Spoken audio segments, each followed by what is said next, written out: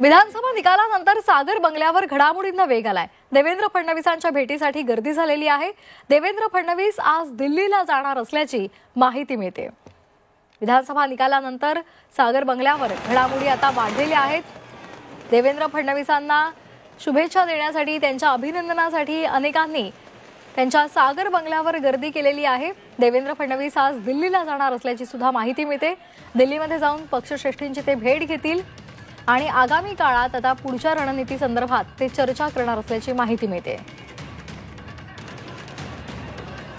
या संदर्भात अधिक माहिती घेणार आहोत आमचे प्रतिनिधी ओम देशमुख यांच्याकडून।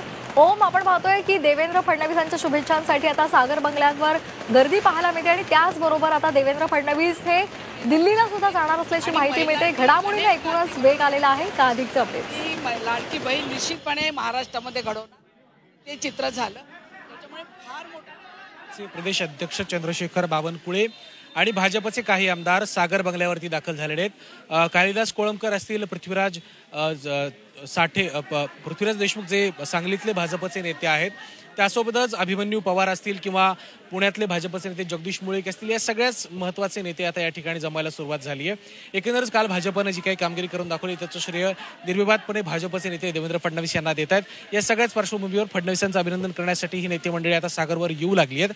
दुसरा महत्त्वाचा मुद्दा, जसं तू सांगितलंस की उद्या नव्या सरकारचा शपथविधी होऊ शकतो, देवेंद्र फडणवीस दिल्लीला रवाना होतील असं देखील तू सांगितलंस। या सगळ्या शक्यता आता वर्तवल्या जात आहेत, व्यक्त केल्या जात आहेत। त्याच पार्श्वभूमीवरती आज दिल्लीमध्ये काही महत्त्वाच्या भेटी होत आहेत, बैठका होत आहेत। राजनाथ सिंह हे निरीक्षक म्हणून नेमले जाऊ शकतात, ते मुंबईमध्ये येऊन निरीक्षकांची, आमदारांची भेट घेतील, बैठक घेतील असंही कळतंय। या सगळ्या पार्श्वभूमीवरती आज सागर बंगला हा घटनांचं, घडामोडींचं केंद्र असणार आहे। अनेक आमदार आणि पदाधिकारी आता सागरवर दाखल होऊ लागलेत। त्यामुळे भाजपकडनं आता फडणवीसांच्या मुख्यमंत्रीपदाची जी काही मागणी केली जाते त्या सगळ्या संदर्भामध्ये नेमकं काय घडतंय आणि खरोखरच जी शक्यता आहे की उद्या शपथविधी होईल, तर तो शपथविधी उद्या होणार की तो 26 तारखेला पुढे ढकलला जाणार, हे देखील पाहणं आता महत्त्वाचं असणार आहे। श्वेता, अगदी धन्यवाद आपण दिलेल्या या सविस्तर माहितीसाठी।